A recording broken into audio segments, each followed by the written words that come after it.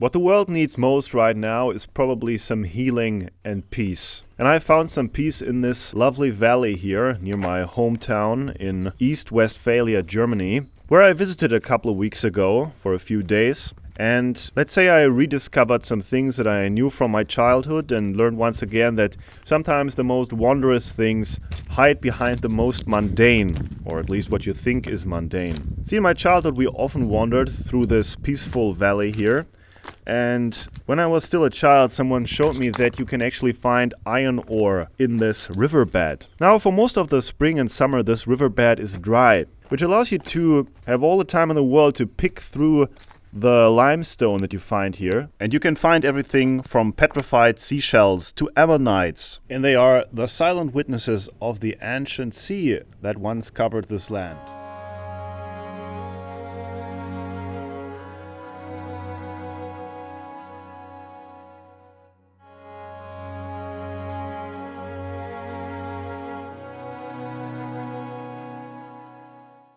And picking through the stones, you can also find these weird-looking objects here that have a brownish color, and they come in spheres and cylinders.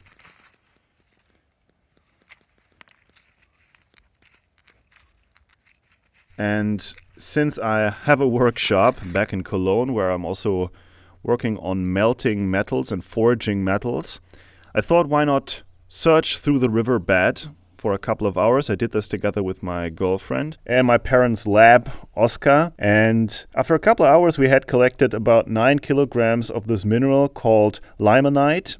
In Germany, we also call it Bohnerz or Bohnenerz, which means bean ore. Well, let's just examine what I found back in my shop. The first thing that I have done now is to sort through my findings and separate those stones from the rest that have a distinct geometrical form. Also because I think that they might be too rare and beautiful to be melted down. Some of them have a bean shape, which is probably the reason why they are known as bean ore here. Some of them are almost spherical, and after some research I found that similar stones can be found in the Snow Canyon State Park, Utah, USA, and they are traded as muqui marbles for a nice price and for their spiritual meaning among believers of such things.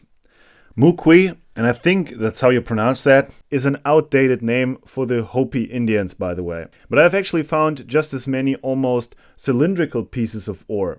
They look almost artificial, but after doing some research on this, I'm sure that these are natural shapes of iron ore concretions. Upon cracking open one of the spheres, we can observe a silverish shimmer inside.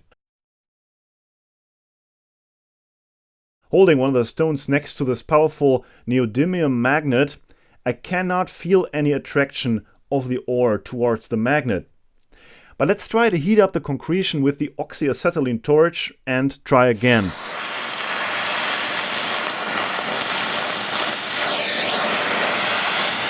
We can see sparks, like when iron or steel is melted, and after heating up, the concretion is now attracted to the magnet.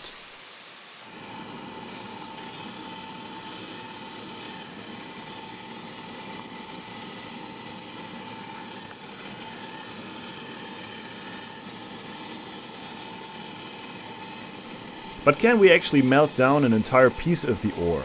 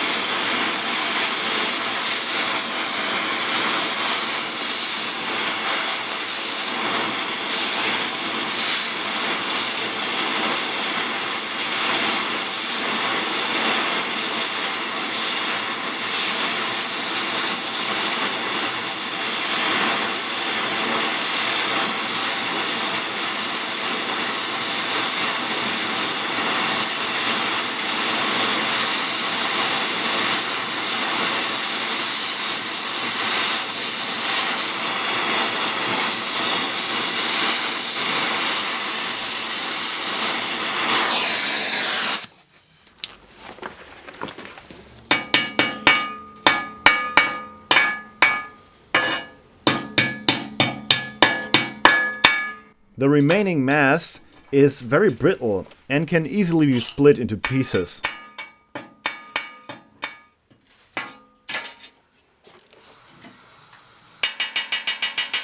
The magnetic properties of this material are now obvious.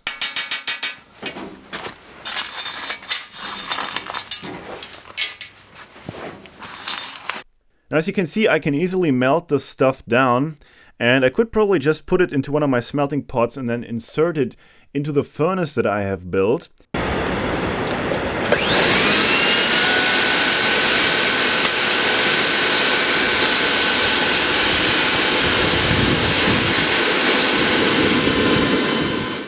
But I think that there is one right and many wrong ways of doing this, and that is why I just wanted to show you this first and ask for your opinion what to do with the ore.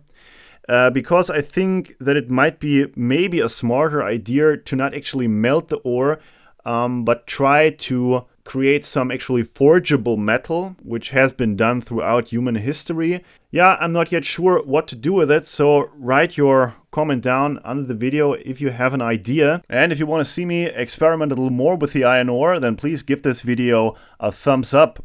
And we'll see each other then in a couple of days with the next Repairathon going online.